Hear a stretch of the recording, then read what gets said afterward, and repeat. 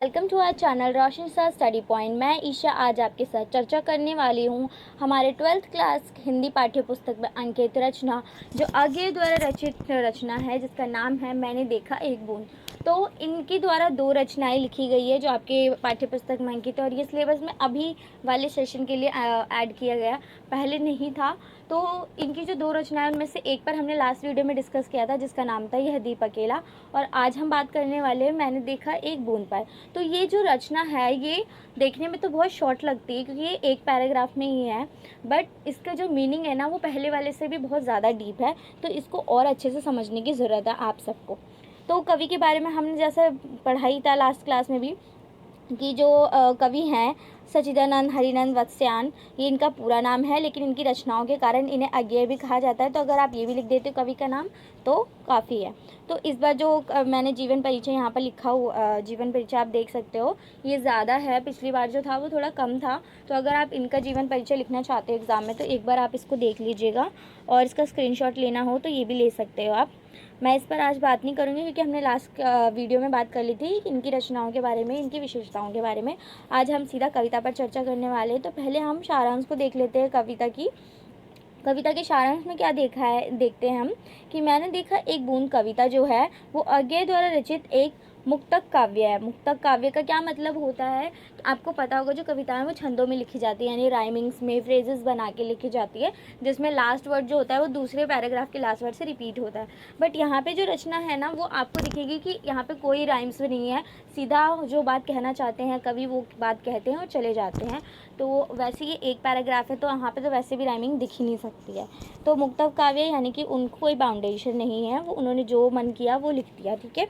इस कविता के माध्यम से कवि अज्ञेय कबीर दास की विचारधारा का समर्थन करते हैं, ये इंपॉर्टेंट बात है और आपको ये एग्जाम में लिखना ज़रूरी होगा क्योंकि ये किससे ज़्यादा प्रभावित, पिछले वाले में तो हम देखते हैं उनमें स्वतंत्रता संग्राम से प्रेरित है और उन्होंने अपनी रचनाओं में समूह पे बहुत ज़्यादा जोर दिया था, लेकिन यहाँ पर वो कबीरदास की जो विचारधारा है खासकर ईश्वर को सत्य, जो कबीरदास ने जी ने कहा है कि ईश्वर ही एक परम सत्य है, उनका कोई नाम रूप रंग कुछ नहीं होता, वही चीज़ ये भी मानते हैं।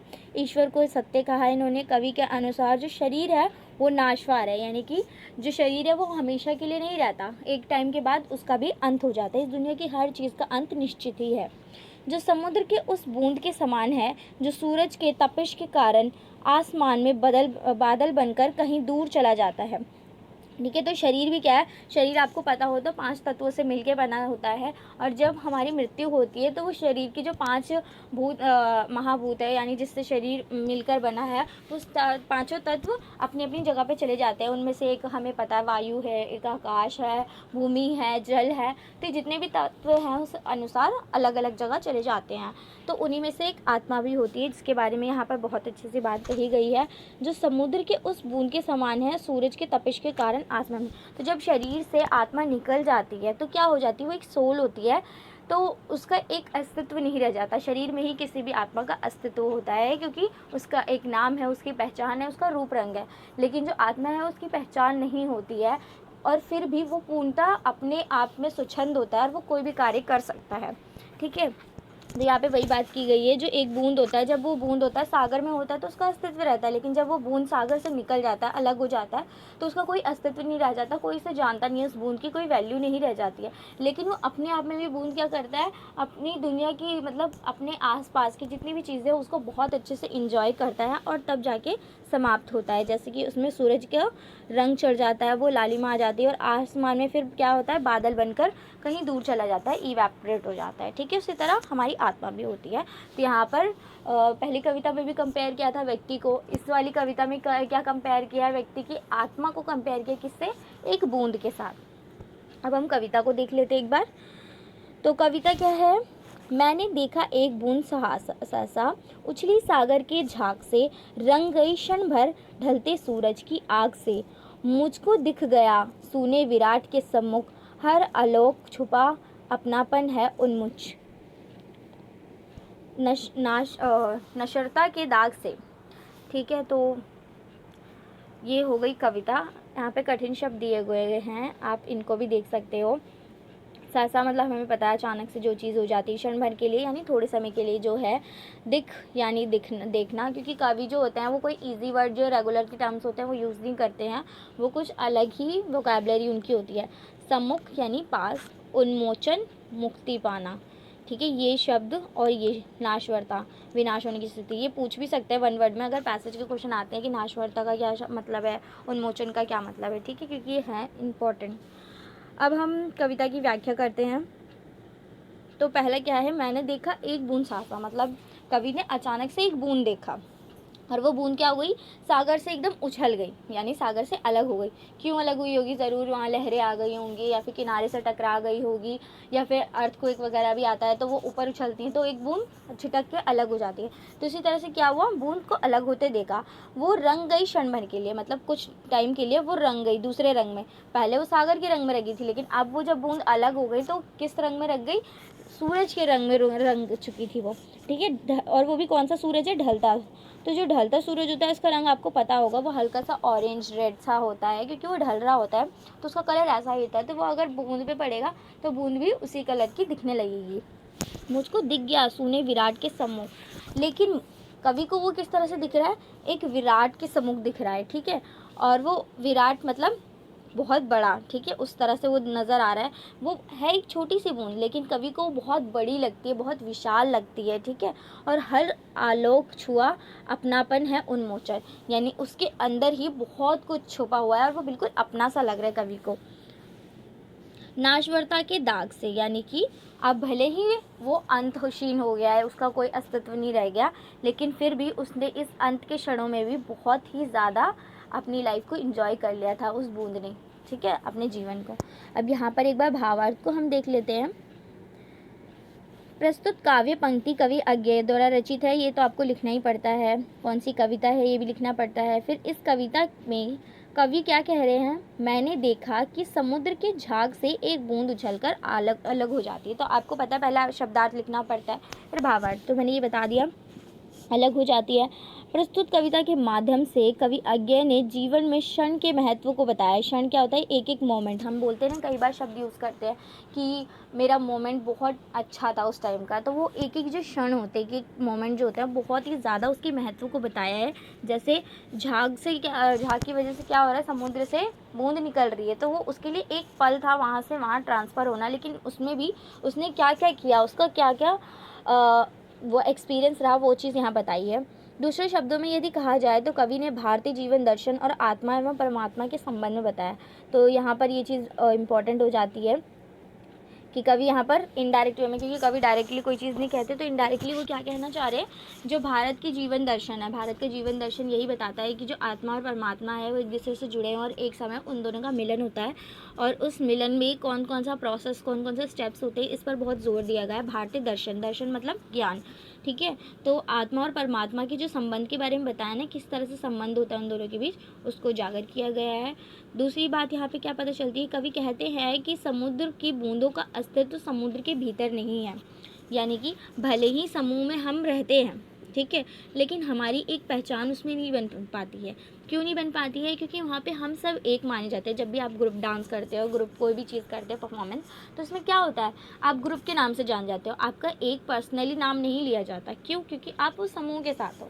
तो इसीलिए यहाँ गाया गया है, ये समुद्र में जो एक एक बूंद होती है उसको कोई अस्तित्व नहीं होता, लेकिन समुद्र के बूंदों का असली अस्तित्व कब पता चलता है, जब वो लहरों के कारण झाग से उछल कर अलग हो जाती है। इसी तरह व्यक्ति जब अलग होता है ना किसी समूह से और अपनी पहचान बनाने के बारे में जोर देता है, अपनी पहचान के बारे में कुछ करता है, तब उसका अलग ही महत्व हो जाता है। आपको ये बहुत अपोजिट लग रहा होगा, पहली कविता में उन्होंने समूह पर जोर दिया और अब वो एक अलग व्यक्ति की पहचान, क्योंकि यहाँ का जो थीम है वही अलग है और वहाँ का थीम अलग है। तो कवि के इंटरप्रिटेशन से ये सूरज की तपिश के कारण जब वह आसमान में भाप बन जाती है, तब समुद्र की बूंदों का अस्तित्व का बोध होता है, ठीक है। तो समुद्र की बूंदों या फिर व्यक्ति को कब बोध होता है कि वो उसकी एक अलग अस्तित्व, अलग पहचान है। क्योंकि हर व्यक्ति जब जन्म लेता है उसके बहुत सारे रिश्ते हो जाते हैं, उसका एक परिवार हो जाता है और वो सोचता है कि मेरे परिवार से मैं जाना जाता हूँ, ठीक है। उसका लगता है मेरे माता, मेरे पिता और यही सब मेरा जीवन है। लेकिन उसको ये नहीं पता होता कि उसका जीवन एक अकेला है, वो अकेला इस दुनिया में आया और अकेला ही जाएगा, सबके साथ नहीं जाने वाला है। तो जब वो अकेला जा रहा होता है, यानी आत्मा जब निकल के शरीर से चली जाती है, तब उसे पता चलता है कि वो जो आत्मा है ना, वो अकेली आई थी इस दुनिया में और उसका अपना एक अस्तित्व था, ठीक है। वो किसी की वजह से नहीं जान जाता था। जैसे हमारे टैग लग जाता है ना कि पापा का सरनेम लग जाता है, पति का सरनेम लग जाता है, ऐसा कुछ, तो वो सब कुछ नहीं होगा। आप सिर्फ अपनी पहचान से जाने जाओगे।